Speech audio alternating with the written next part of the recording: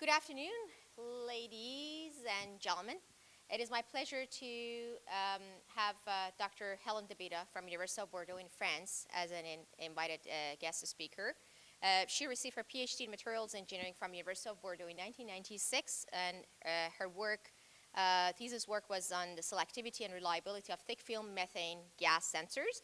She returned to her alma mater as a faculty member in 2001 and is now an associate professor at IMS Laboratory and currently belongs to the Organic and MEMS group, where her research focuses on alternative technologies to silicon for MEMS studies.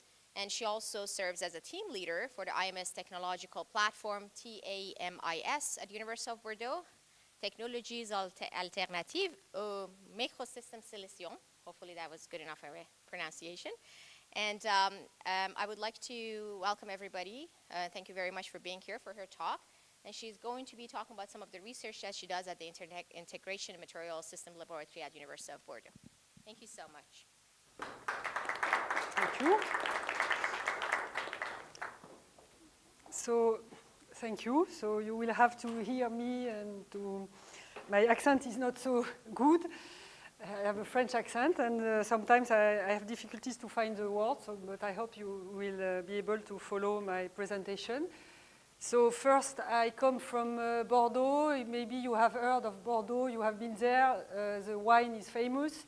Here you have a river with a famous bridge, and what is now new and recent and is well known, it is what we call miroir d'eau. So water mirror, where we can see the buildings in the water mirror. So don't hesitate to visit the town. It's a nice, I think it's a nice town, French town. So the outline of the presentation will be the following. First, I will quickly present the University of Bordeaux and the IMS laboratory. Then I will show you what are the activities of the team where I am. So it is called the PRIMS team for printed MEMS. I will try to show you why we are now interested in using for electronics printing technologies. You have all heard of this. So for electronics and also for MEMS. And my work is especially focusing on PZT materials, screen printing PZT MEMS. We have this collaboration with Armagan on this PZT MEMS for energy harvesting. So I will show you example of applications using printed PZT. I will also show you another application. You are maybe not very familiar with gas sensors, but a lot of activities in our lab are on gas sensing.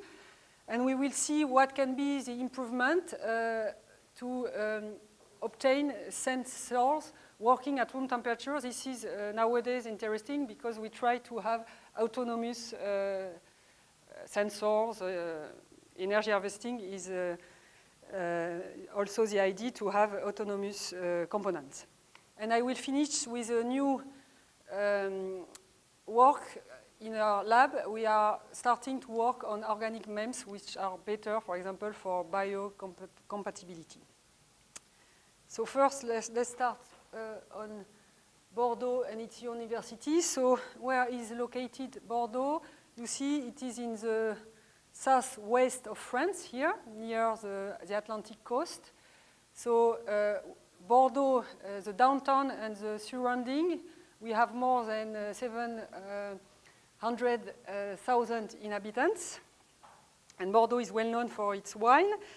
And in Bordeaux, so we have now the University of Bordeaux. It is before there were we had 4 different universities, and all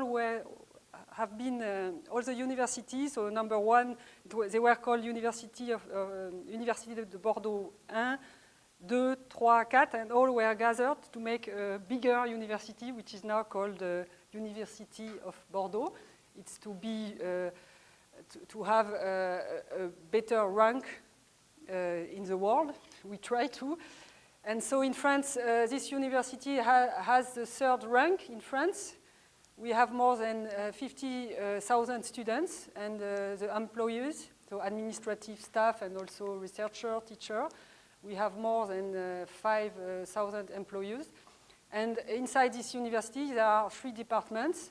We have this science and technology department, and inside this department, there are, of course, academic laboratories, and the IMS laboratory is a laboratory which belongs to the University of Bordeaux. It also belongs to other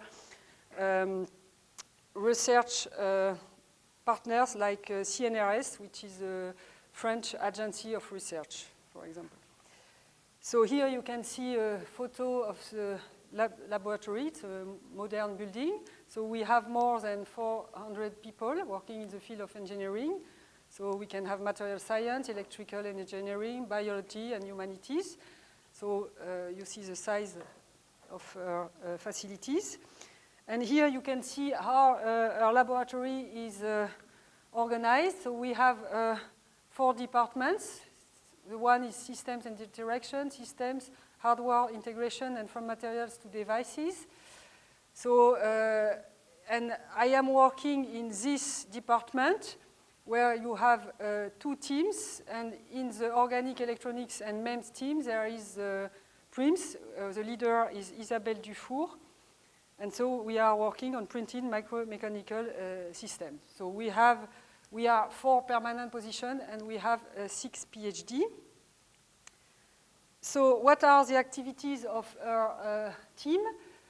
So first, you see here the permanent position. So 2 professors and 1 junior researcher, and I am associate professor. We have 6 PhD students. So Maria Isabel Ruata-Borda is a PhD that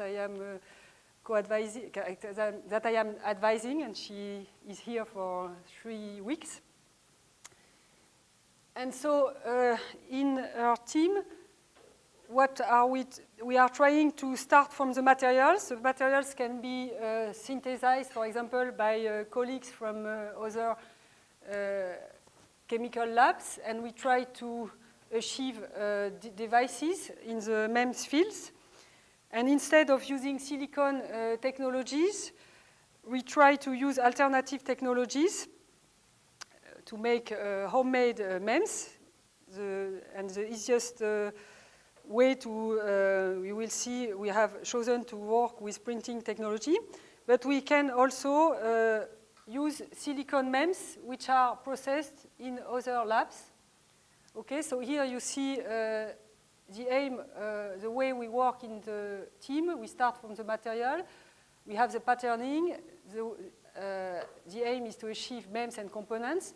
And for this step, we have the modeling, the characterization, and the optimization. And the application can be chemical sensors, material characterization. We have now energy harvesting, so we have different applications in the field of engineering. And so for this research work, we need to, so we have different, how do we say, we inside of the group or the PhD or the researchers, they can be chemists, they can be physicists or technologists, and also electronics. So here I want to show you an example of silicon MEMS processed in another laboratory, but which have been developed for the gas detection. So here it's interesting because if you are working in mechanical engineering, you see example of gas sensing using the resonance behavior of cantilevers. So when you want to use cantilevers for gas sensing, you can use either cantilevers in what we call a dynamic mode or in static mode. So in case of the dynamic mode, you have the cantilever vibrating, and you have here a sensitive coating. And around the cantilever, you have the gas species that you want to detect. If the sensitive coating is selective, you will have a absorption of the gas species that you want to detect on the coating, and then you will have mainly a mass modification of the cantilever, and it leads to change of the resonance frequency. So it is the first principle when we use resonant cantilevers. You can also use cantilever, but just in the static mode, and in this case, you have also a sensitive coating. If the gas that you want to detect, the molecules, sorb in the sensitive coating, you will have, for example, a swelling, a change of the mechanical properties of the cantilever, and this leads to what we call a Bilham effect. So you will have a bending of the cantilever because of stress-strain modification. And if you are able to measure the variation of deflection by using piezoresistance or by optical ways, you are able to know what is the gas concentration. Okay? So here you can see examples of silicon cantilevers used for gas detection. On this example, instead of using sensitive coating, we don't have a sensitive coating. It's another principle. So how does it work? Here you see the silicon cantilever. You have integrated on these cantilevers piezoresistors here near the clamping part to measure the strain in the cantilever when you have deflection. And you also have here piezoresistors on the clamping part. It is used on a bridge,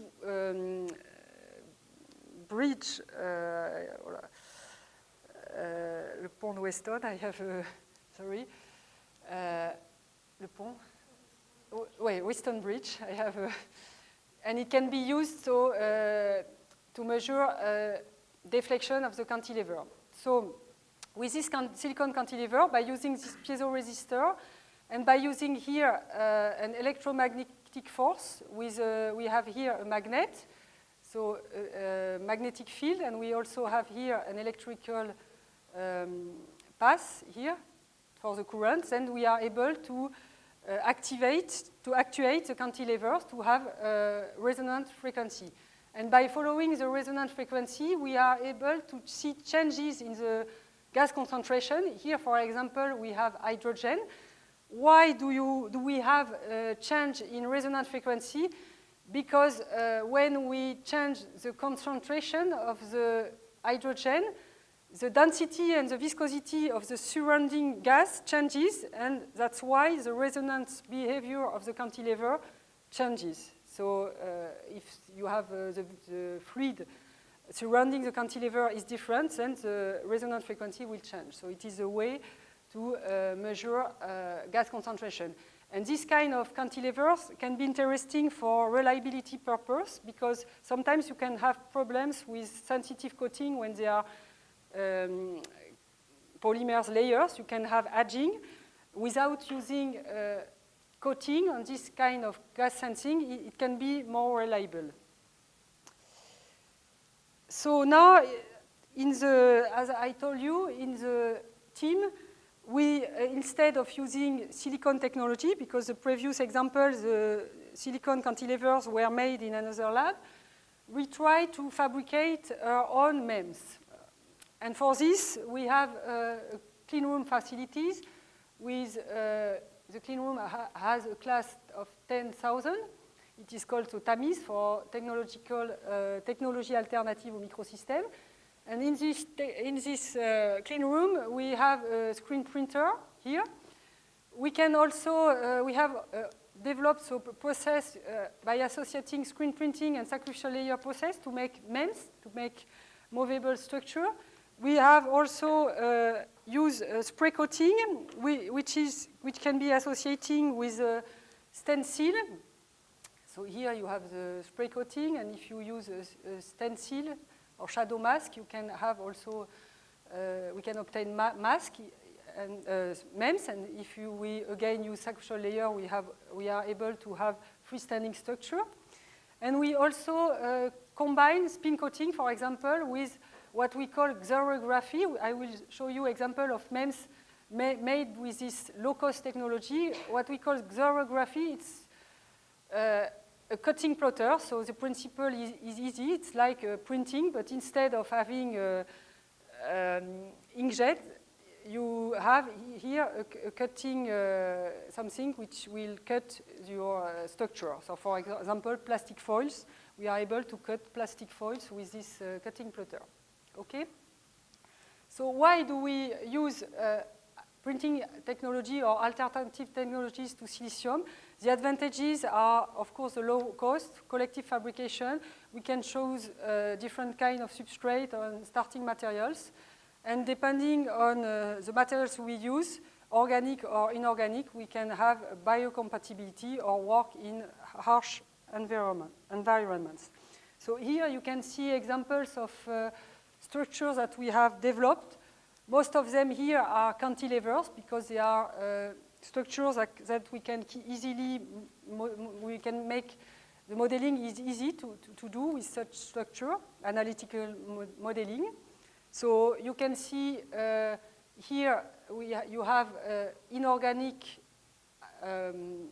cantilevers, microheaters, piezoelectric cantilever, copper for electrothermal actuation, piezoresistors here on vitroceramics, and you can also have composites or organics cantilevers. So now I would like to show you a short part which try to show you why we have selected printing technology, and especially why screen printing technology compared with other printing technology. So first of all, here you can see on this graph that printing technology is now really the demand for, of the electronic market is increasing because you see that there are more components fabricated with printing technology. Here you have the date of 2016. And why do people want to work with printing technology? It's because it is an additive process. You have a fast, high volume, low capital investment. You have a good enough quality. And the capabilities are that you have, you can print different kind of layers, substrate. You can change, have different temperature process and different form factors. So the most interesting thing in printing technology is the fact that it is an additive process. So you can see, compared with the conventional process using photolithography, you see that there are many steps: UV light, exposure, developing.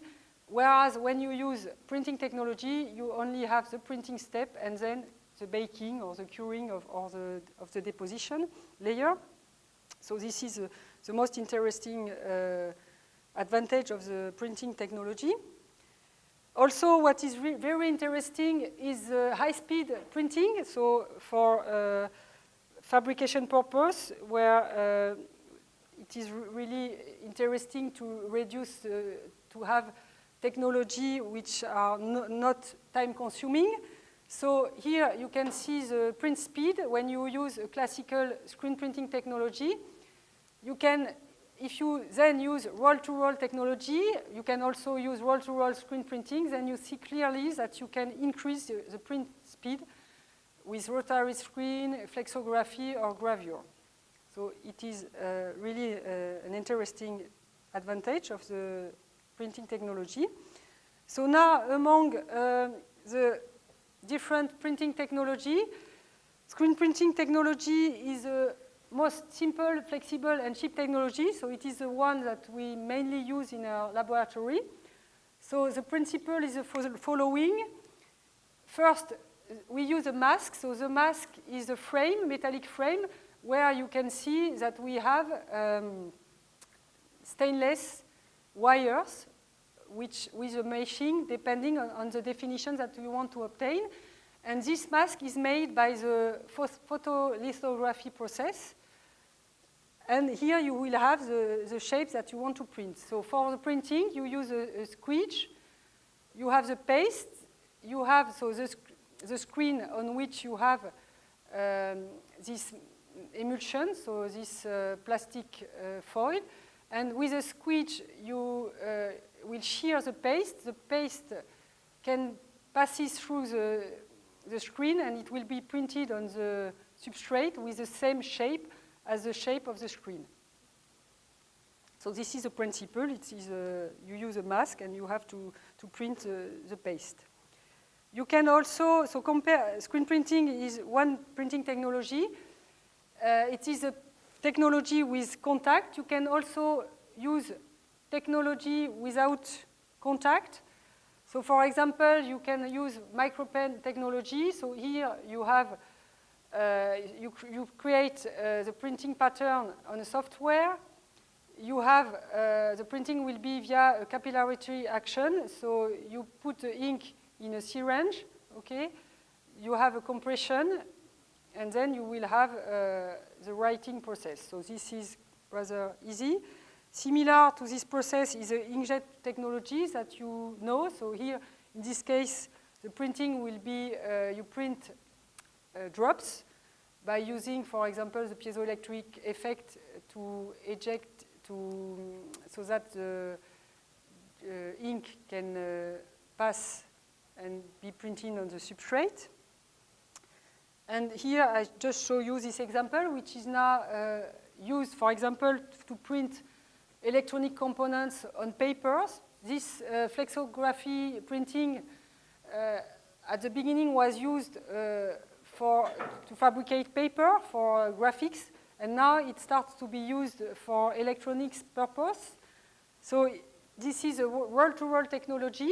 So you see that you have three rolls here. One is called ceramic roller, so the analogs, elastic printing plate here, and here you have the hard impression cylinder.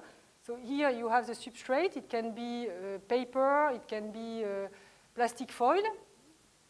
And so here the idea, the pattern will be engraved on this elastic, so on this printing plate. You have here the ink. So, and you see by the rotation of all the roller, you will have then the printing on the plastic foil. So here are written the fabrication steps. So I don't, I think I just finished this part by a comparison of the different printing technology, just to show you important feature. So screen printing technology, it's an easy process, but you have to be careful that the thickness that you can print, the width of the lines is, the minimum width is 100 micrometers. Okay, so compared with photolithography, it's rather big. And the thickness of the layer is, they are rather thick layers, so it's a few micrometers until 100 micrometers. So depending on the application, so you cannot obtain with this technology layers of thickness of nanometers. This is important. If you compare this technology with other technology as inkjet is more interesting because you can have better resolution. And the thickness is similar to the thickness of the screen printing. Okay? Then, so flexography, similar, but you have thinner layers. And so depending on the application, you will use different kind of substrate. Here in flexo, the best is to use flexible substrate. And what is important is the viscosity of the paste that you are able to print. Depending on the technology, you will have viscose paste, as in screen printing, the viscosity is similar to the viscosity of honey. And if you use inkjet, then you will have a viscosity similar to water. You can, for example, find inkjet paste made with water. So here you can see a cross-section of printed layers. So you can, on an alumina substrate, so in screen printing, you can print either kind of ceramics layer. Here you have a metallic an alloy layer made of silver and palladium. You can also make composites, so a mixture of PZT powder with polymer, and you can also make conductive composite layers made of silver nano discs. You see, they are not, it's a kind of bars of silver to help to have good conductivities with a polymer. So depending on the application, you can print composites, organic or inorganic layer. So now let's see what we can, what kind of PZT layers we can develop for MEMS application. So first, why it can be interesting to use PZT, printed PZT layer for MEMS application. What is interesting by using piezoelectric MEMS, so if you want to process piezoelectric layers, if you use thin layer, it's interesting because you can combine the process with silicon micromachining, but the properties, you can have pure properties, and also here you have the thickness range. If you want to make piezoelectric MEMS with ceramics, it's very interesting for the piezoelectric properties, but the problem can be with the component assembly, and the ceramics are rather thick. So it can be such advantages to develop thick film technologies. It is interesting because it has a thickness between the thin and the ceramics thickness layers, and you will see that with thick films technology, piezoelectric films, we can have good piezoelectric properties, and it can provide higher forces than thin films, and also higher power. So for actuating or for energy harvesting, it can be really a good solution, this kind of processing. And also, what can be interesting is to, instead of having a supported piezoelectric layer on substrate, to have freestanding thin films can be interesting, for example, for actuating. I will show you examples. So now let's see how we can process the piezoelectric MEMS. We start with a ceramic substrate and alumina substrate. Then, because we want to obtain freestanding layer, we print the sacrificial layer. So here, what is important is to say that the processing of our piezoelectric MEMS is all the layers are printed. Okay, so this sacrificial layer is a composite layer made of mineral powder with an epoxy paste, and it is only cured at 120 degrees. Then here I show you an example of fabrication of bridges, piezoelectric bridges. So we need the electrode. So we print then the bottom gold electrode, which is only dried. Then we make the printing of the PZT layer. For this, we have a PZT powder with a sintering aid to have a good densification. Again, we dry. Then we print the top gold electrode, drying. So you can see here all the printed layer and also here. And then we make, what is important in this processing is to have this additive pressure, so isostatic pressure, which helps to improve the densification of the layers. It is a step which is already used in ceramics and that we have adapted for our printing process. And after this pressure, we make a co-firing of all the layers, so 2 hours at 900 degrees. And during this co-firing, thanks to this co-firing, we can then, so the epoxy has been burned, but we still have the strontium carbonate, and so after this co-firing, we need to remove the sacrificial layer in a phosphoric acid solution. And then we have obtained a freestanding piezoelectric bridge. So then after this step, because we have what we call a ceramic with different, each grain has a piezoelectric properties, but the wall layer is not piezoelectric, so we need to make what we call a polarization step or pooling step, which helps to exhibit piezoelectric properties. And then we can characterize the samples.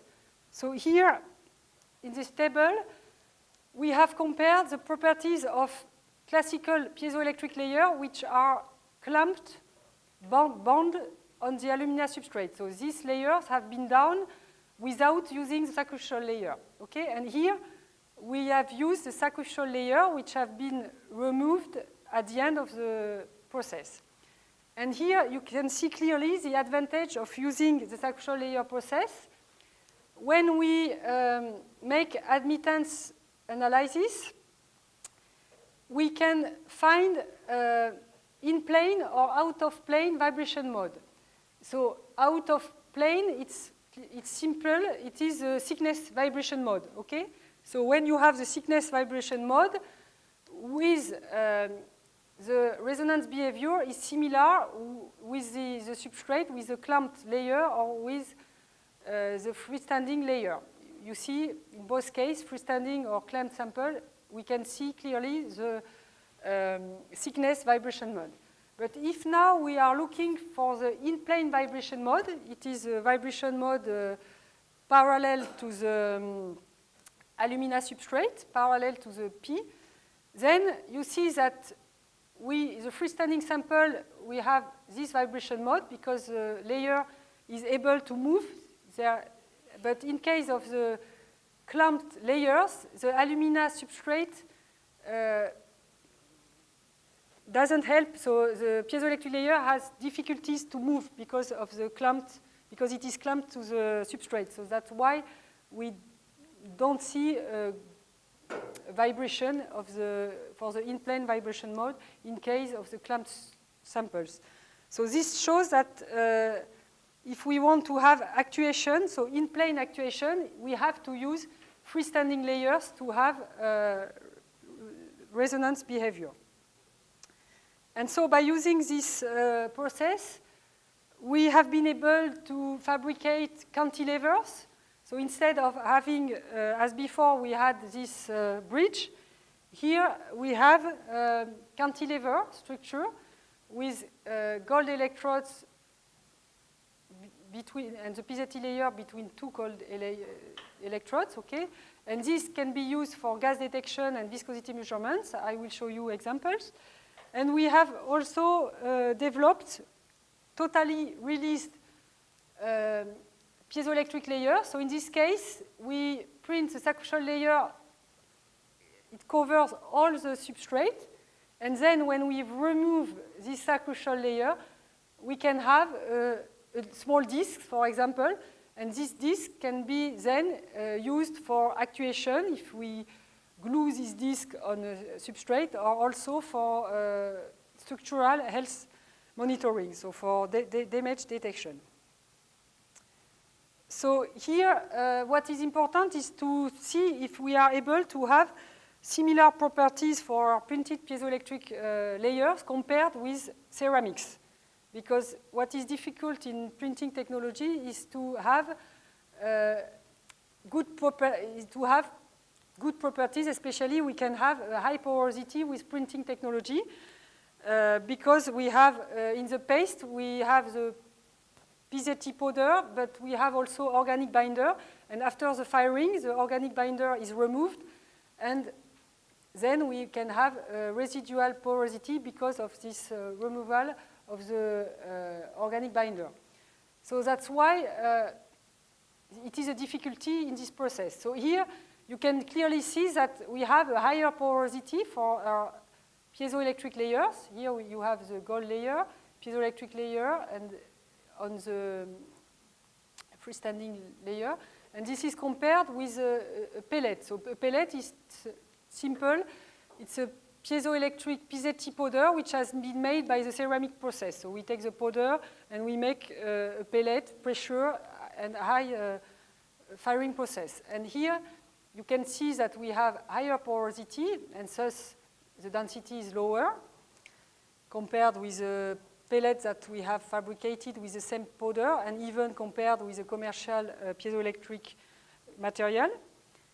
And also, by using susceptance and conductance measurement, we are able to extract dielectric or piezoelectric properties. So here you can also see that the dielectric properties that we have obtained, the electromechanical coefficient factor, piezoelectric coefficient factor are still lower than what we can obtain with dense materials, so the pellet or the commercial samples. Nevertheless, so clearly the thick film properties are lower than the one of the ceramics, but we have nevertheless used these materials, these printed layers for MEMS. So here you can see examples of results obtained with the PZT layers. So we have used the cantilevers for viscosity measurements. So here, if you see the, sorry, I want to show you, if we take these cantilevers, what is interesting is because we have a symmetry of the piezoelectric layer, which is between the two gold electrodes, when we apply a voltage, we have an in-plane vibration mode, like this, parallel to the substrate. And this in-plane vibration mode is very interesting if we use the cantilevers in viscous solutions. So for example, in air, you have a quality factor here. You have the vibration behavior. And if you put the cantilever in viscous oils, you see that you have clearly a decrease of the quality factor, okay? But what is interesting by using these cantilevers with this in-plane vibration mode is that the decrease of the quality factor is not so high compared with the silicon cantilevers, which is used with an out-of-plane vibration mode, with a vibration mode like this. With this vibration mode, if you have a viscous liquid, then it's more difficult for the cantilever to move because there are the liquid to move, and so that's why you see that you have a high decrease of the quality factor. So what can be interesting by using these cantilevers is to use them in a liquid environment, because we still have a high quality factor, and for sensing measurement, high quality factor means low noise, and so we can have higher sensitivity. We can also, so sorry, I show you a lot of examples, so it can be boring. So we have also used the discs for actuation. So here the principle is simple. We use an inverse piezoelectric effect, so we apply a voltage, and it will give a force. So in this case, we have simply glued the discs on a steel beam, so near the clamping part, and we have applied a voltage, so 100 volt peak to peak, and we have used a resonance, the frequency is the resonance frequency of the steel beam. And so we have measured this oscillation, and we can compare this with the same measurement using a commercial ceramic from PI with these dimensions, so similar dimensions, you can see. And of course, we obtain higher oscillations, higher speed and higher amplitude, but it nevertheless shows that our piezoelectric materials can be used for rather good actuators. And also, what can be interesting is to use our discs for what we call structural health monitoring. So for this purpose, we use what we call the EMI method. So it is called the electromechanical impedance.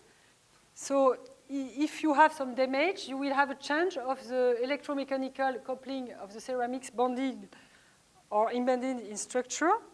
And so in this case, we can also glue the discs in different parts of the structure where we want to measure the defects. And we simply can follow the real part of the electromechanical impedance. And if we have damage in the structure, we can, for example, see shifts in the resonant peaks. And by calculating, for example, the mean square root of the different vibration peaks, we are able to evaluate the damage. And last example, using piezoelectric materials. In this case, the piezoelectric layers are not freestanding layers. They are bonded to substrate.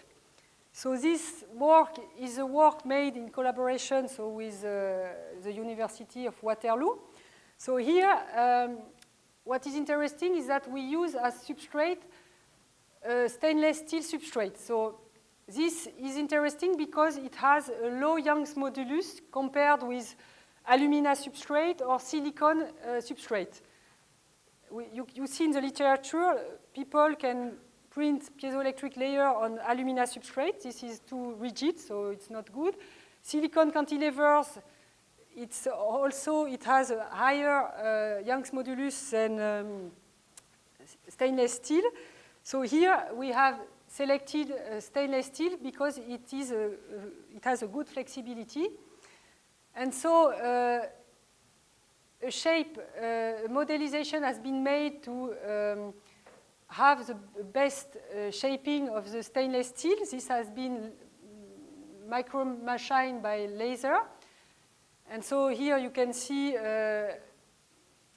in the resonant behavior how each beam will have the strain. We will have a compressive or either a compressive or a tensile stress, okay? And so here the idea is to use this kind of beam, Minder-shaped beam, with a tip on its end, and on the tip, if you have a magnet, and if you have here a current with flowing through this line with this 60 Hertz frequency, it will give a resonance of the cantilever at 60 Hertz, and then because of this current and because of the magnet, we are able to have movements of the cantilevers, and if we integrate piezoelectric layer, we can then have a voltage which depends on the level of the current. So it's a way to harvest energy thanks to the current flowing in this line. So here we have simply printed the piezoelectric layers on each beams here. And so when the beam is, so here you can see the fabrication of the energy harvester on the stainless steel substrate. So we have printed gold layer, piezoelectric layer, and again gold layer. We have fired all at 900 degrees. We have then bonded the layers to make the polarization and also to be able to measure the harvested power. And then, so here we have made a first test on a shaker. And you can see that here it was a test without the tip mass. So we have obtained a rather high resonant frequency. But you can see that we are able to measure a voltage which increases with acceleration.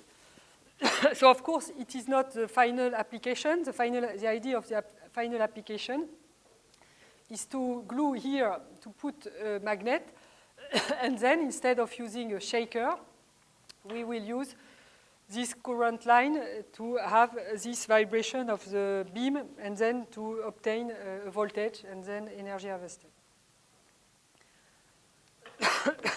Sorry. Hold on. I need to be just.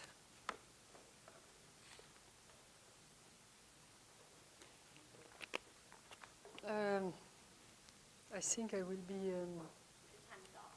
No, still 15 minutes.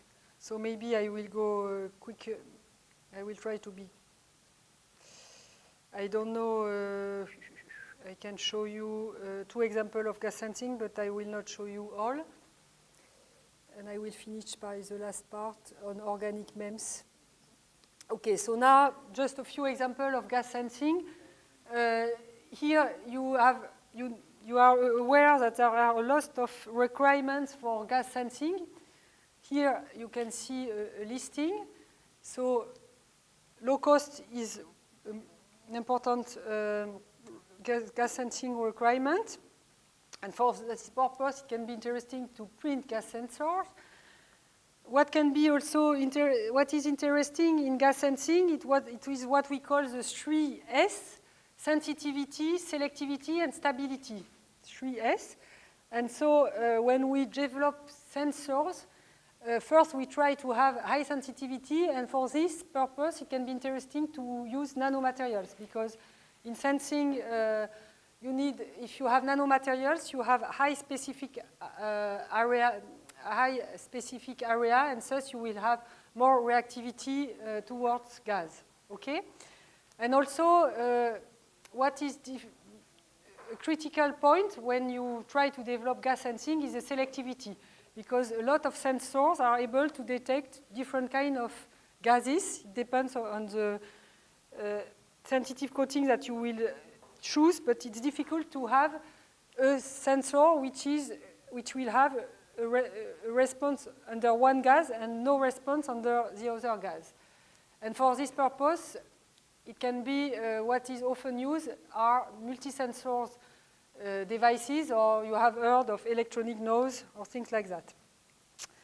And a fourth requirement, of course there are others, a lot of people are trying to work to decrease the consumption of gas sensing, and for this purpose, by using nanomaterials, we can work at room temperature. There are also ways to reduce the consumption by making an energy activation with UV instead of temperature activation, and also cantilever gas sensors can be interesting to work at warm temperature. So here you can see examples of printing sensors which were developed 20 years ago. But here, what is interesting to show you is that with the printing technology, you are able to print, to make multi-layers. So to print one layer on the other. And so in this case, you really see a classical example of printing sensors where we start with an alumina substrate and then we print a heater to work at good temperature, working temperature. We have also electrodes to measure change of resistance of the sensitive materials, and we can also print filters. So on it, and here you have the sensitive coating. And here on this slide, you show that what the main problem in such sensors is that you have responses under methane, what we want, but you also have responses under other gases, ethanol, propane. So it is a problem in such gases. You also see that for this application, we work at 400 degrees. So it means that we need a high power for a high working temperature, we need a high power. So that's why it can be interesting to use nanomaterials, because with nanomaterial, we can work at room temperature instead of working at 400 degrees. Okay, you see that if you decrease the size of the nanomaterials, you can increase the response under gas. And you also see that other kinds of nanomaterials can be nanotubes. You can see that with nanotubes, you are able to measure ppm levels of benzene by measuring the change of resistance of the carbon nanotubes which have been sprayed on electrodes, platinum electrodes. So here in a laboratory, we have developed printed sensors made of zinc oxide. So here it's rather simple. we start with a commercial nanopowder made of zinc oxide nanopowder, which has a high specific area here. We make the paste, we fabricate the paste, and we print it on interdigitated electrodes here, you see. And so you clearly see then after this printing, we make a firing at rather low temperature, firing at 400 degrees. And you see that after the firing, we still have nanograins. Okay, and with these sensors, we have been able to detect gas at room temperature. And for this purpose, instead, so here you can see how it works with such sensors, zinc oxide sensors. The principle is simple. On the surface of the zinc oxide, you have oxygen species which are sorbed. Here it's at room temperature, okay? And if you have UV activation, you see that you will have new oxygen species which are sorbed, so for example, O minus. And if you have thermal energy activation, you have other oxygen species which are sorbed. So by using either thermal activation or UV activation, you are able to improve the sensitivity of the sensors because you have this reaction. So you have the hydrogen that you want to detect, which reacts with the species, oxygen species, which are sorbed on the area, and thus you have a change of the resistance. So it is what we have made with the sensors. So if you remember, we have printed the zinc oxide on platinum electrodes. And so here the idea is to measure the change of the resistance of the zinc oxide. If we work at room temperature in the dark, we have no response under hydrogen. But if we use halogen lighting, which has a few UV inside, you see that we start to have a response under hydrogen because of these changes of the surface of the zinc oxide.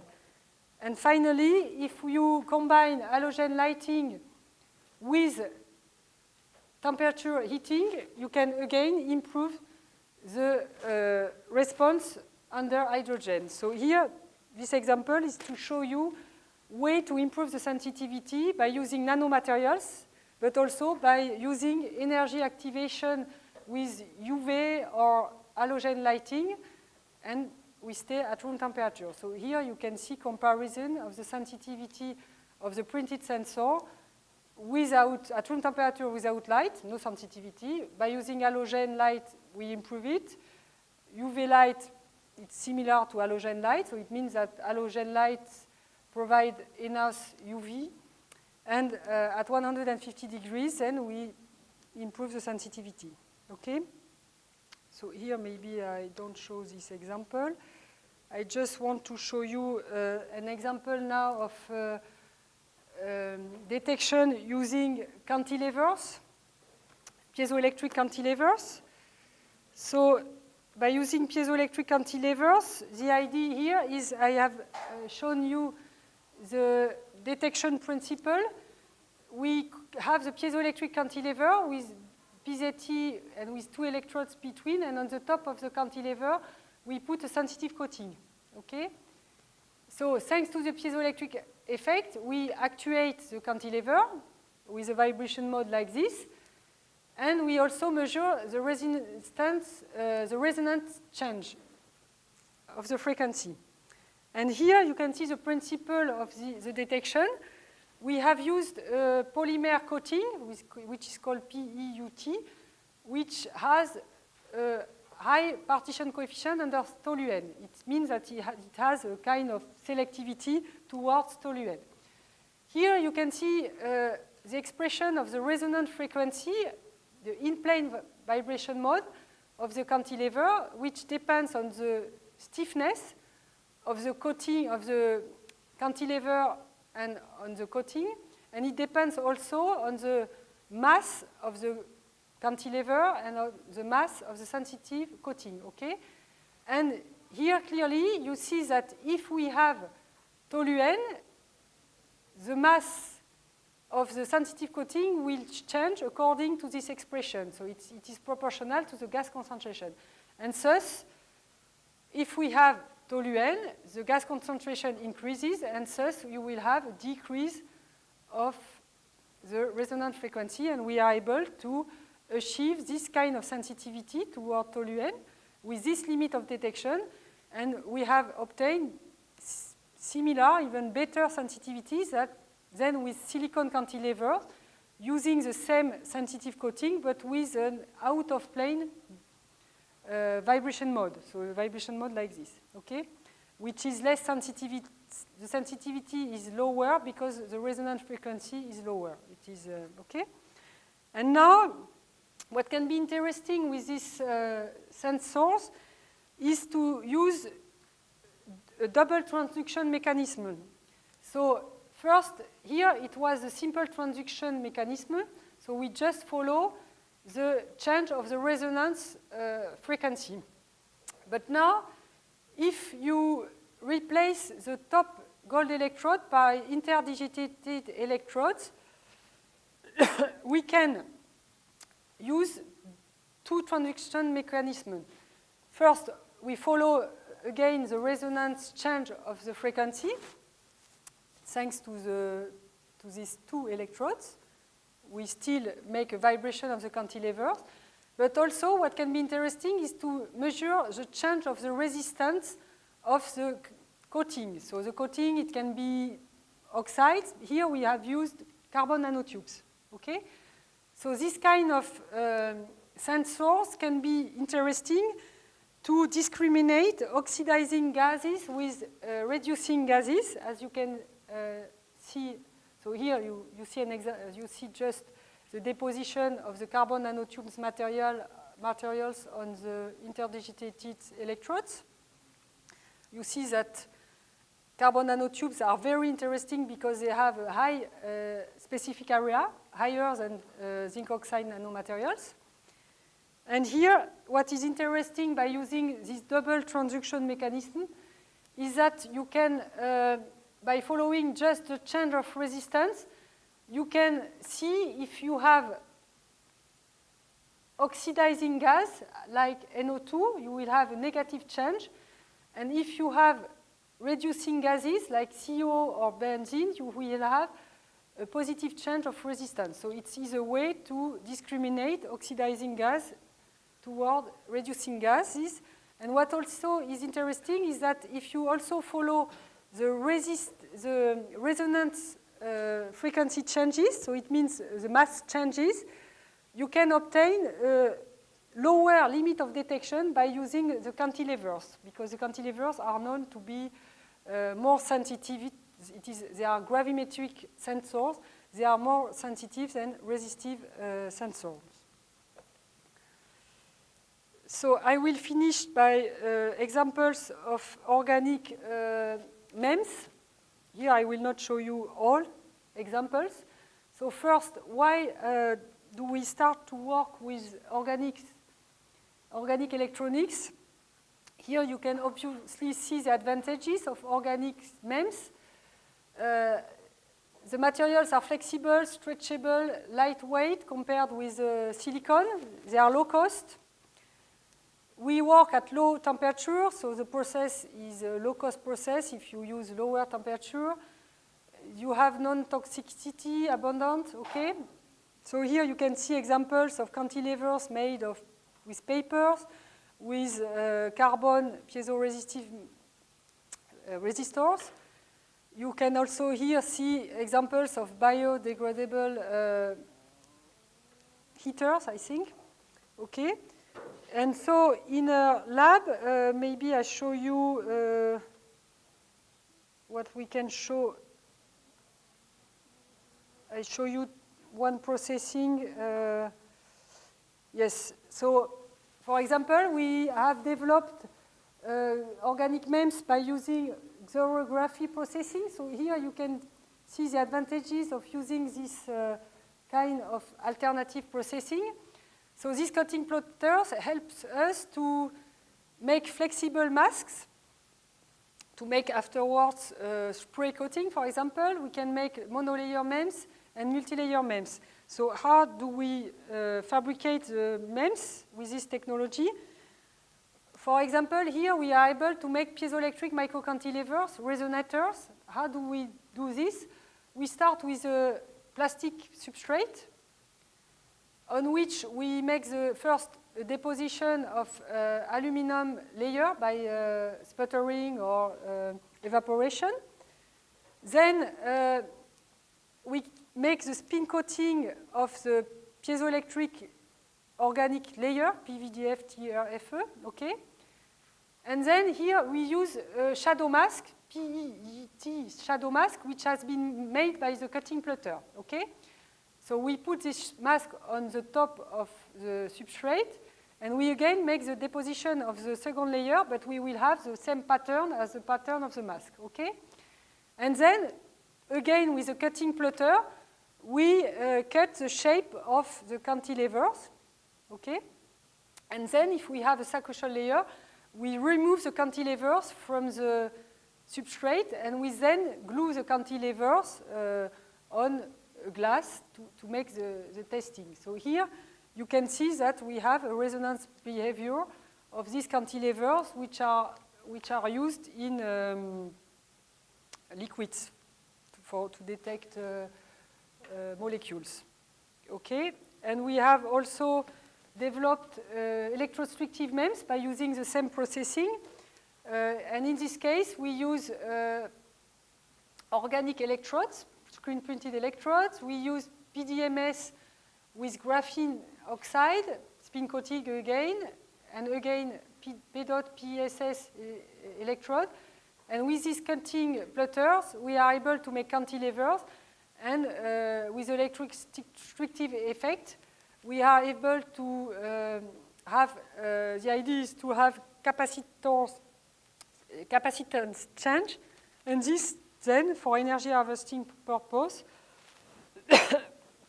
can provide power under vibration. So here you can see examples of power density which have been obtained with this electrodestructive energy harvester. So I will finish with this because it's 1 hour. So now I have tried to show you examples of how we use simple, low-cost, and versatile fabrication process. So printing technology, screen printing, xerography. And you have seen that we have obtained state-of-the-art printed MEMS. And now, so we are trying to go toward green electronics. So, for example, replacing PZT with other materials without lead, or flexible electronics. Okay. So, thank you for your attention. I'll stop here because there was other examples, but it's not possible. So we have time for a few questions Sorry, from the it was audience. maybe long. Any questions from the audience? Okay, I have one. I wasn't sure about that viscosity sensing that you were showing. You were showing for more viscous material, the frequency would get lower. Are you sure that it's only viscosity that is playing an effect and not also density? Because it doesn't make sense. Like when you have a more viscous material, it's almost like stiffer. So if there is anything, frequency should go up. But then it looks like that there's also a density factor. Density can also be, of course, the density is also different. So how do you differentiate between the viscosity, which is more of a stiffness, and then density, which is the opposite? I would say here you have expression giving resonant frequency as a function of, it is this one, yes. I'm talking about the Yes, one that I you showed remember. there You also have a, you can follow either this one. Yeah, You I can couldn't make sense because I thought. Yes, you have both. You have a decrease of the quality factor, and you have also a decrease of the resonance frequency. But the frequency is a function of two things: density and viscosity. Yes. Viscosity, more viscose will make it go up, but then more viscose is also likely more dense, which will make it go down. And it looks like in this case the density is dominant because when you go from air to something that is more dense and also more viscose, the frequency goes down, which means that really the density wins, not the viscosity. So in a way, here I have to have a look to the analytic modeling. Sure.